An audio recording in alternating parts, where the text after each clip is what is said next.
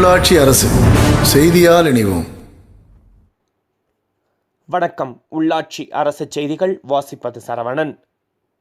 June 3 கலைஞர் கருணாநிதி பிறந்த நாளை முன்னிட்டு ஏழை எளிய மக்களுக்கு நலத்திட்ட உதவிகள் வழங்க கோவை மாநகர் கிழக்கு மாவட்ட பொறுப்பாளரும் சட்டமன்ற உறுப்பினருமான நா. கார்த்திக் தலைமையில் நடைபெற்ற நிர்வாகக் குழு கூட்டத்தில் தீர்மானம் நிறைவேற்றப்பட்டது. கோவை மாநகர கிழக்கு மாவட்ட பொறுப்பாளரும் சட்டமன்ற உறுப்பினருமான நா. கார்த்திக் தலைமையில் மாவட்ட நிர்வாகக் குழு கூட்டம் காணொலி காட்சி மூலம் நடைபெற்றது.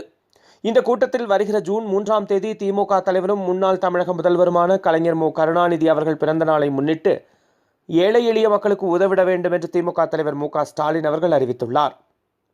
ஆகவே கோவை மாநகர் கிழக்கு மாவட்ட திமுக சார்பில் ஏழை எளிய மக்களுக்கு நலத்திட்ட உதவிகள் வழங்கிட சிறப்பு தீர்மானம் நிறைவேற்றப்பட்டது. ஆளும் கட்சியினர் திமுக தொண்டர்கள் மீது தொடர்ந்து பொய் வழக்குகளை தொடர்ந்து வருகின்றனர்.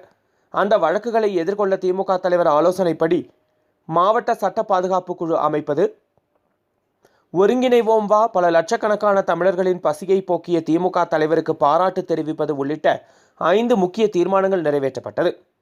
இந்த நிர்வாகக் குழு கூட்டத்தில் பொறுப்புக்குழு உறுப்பினர்கள் P. Nachimuthu, R. Nandakumar, metal Mani, சா. குப்புசாமி, உமா மகேஸ்வரி, பொதுக்குழு உறுப்பினர்கள் மு. Masa Murugan, C. V. Deepa, C. D. Rajarajeswari, பகுதி கழக செயலாளர்கள் S. M. Samy, R. M. Sethuraman, market M. Manoharan, Vama Shanmugasundaram, V. P. Selvaraj, Kuniyamuthur Logu, K. M. Ravi, Peelamedu பகுதி கழக துணைச் செயலாளர் மா. நாகராஜ் ஆகியோர் பங்கேற்றனர்.